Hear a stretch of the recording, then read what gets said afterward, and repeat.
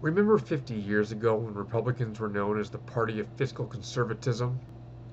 Remember that time before Reagan when Republicans used math? Cut to 2017. The Republicans are about to pass the Tax Cuts and Jobs bill, which permanently lowers taxes for the wealthy and corporations, while individuals get a temporary 10-year tax cut, after which anyone making $75,000 a year or less will see a tax increase. Oh, and it's set to add at least $1 trillion to the deficit. Say, remember when the GOP cared about the deficit? Oh no, don't worry about this whole deficit problem, they claim, because these cuts will generate so much growth that they'll lead to more jobs and increased wages, which in turn will mean more government revenue coming into government coffers, which means a balancing of the budget, and maybe even a budget surplus. Paul Ryan even said that with this $1.5 trillion deficit will come 1 million new jobs. Why, that's just $1.5 million spent per new job. Paul Ryan, I know that you're not actually a smart man. I know that you only play one on TV.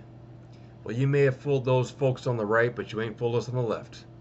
We can do better than $1.5 million spent per new job created. Who is dubious of this new GOP tax plan? Well, history for one. Reagan cut taxes on the wealthy and corporations back in the 1980s. The end result was he had to raise taxes 4 more times before his term was up because the deficit got so out of hand. Who was the loser in that scenario? The American middle class. In fact, to this day, there is still zero credible evidence that tax cuts on the wealthy and corporations increases the GDP, but there is a definite correlation between tax cuts on the wealthy and corporations and an increase in the deficit.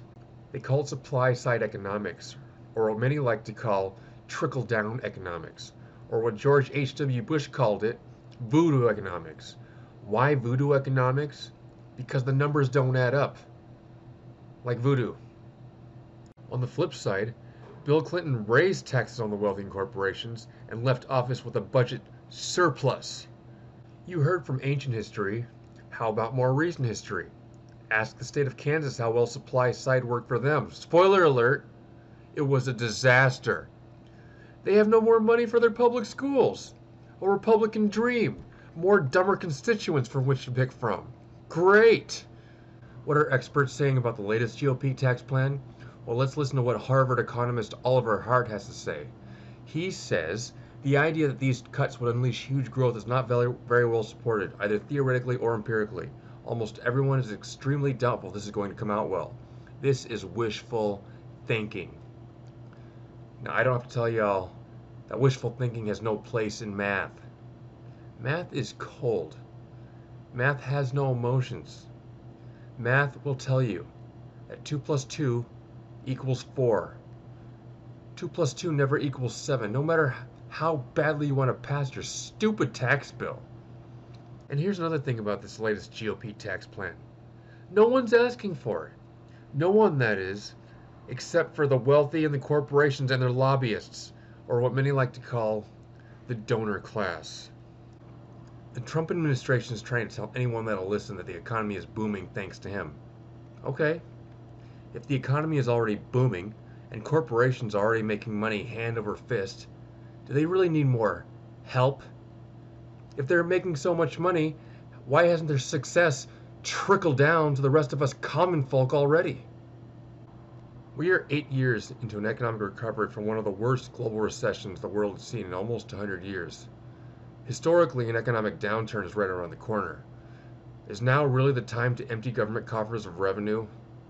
How quickly will the Republicans seize on this opportunity to make big cuts to important government services? Long story short, Republicans use math when it suits them. Tax cuts for the wealthy, for example. Simple subtraction. The part where the middle class gets their cut? Aspirational at best. Otherwise known as not math. Or voodoo math. Because it's wrong. Like voodoo. For any Republican leaders out there watching, I want to ask you a question. Do you remember where you were? Do you remember where you were when your job stopped being about the American people and started being all about you and your bottom line? Or maybe it was never about the American people. I'm looking at you, Koch-funded Freedom Caucus.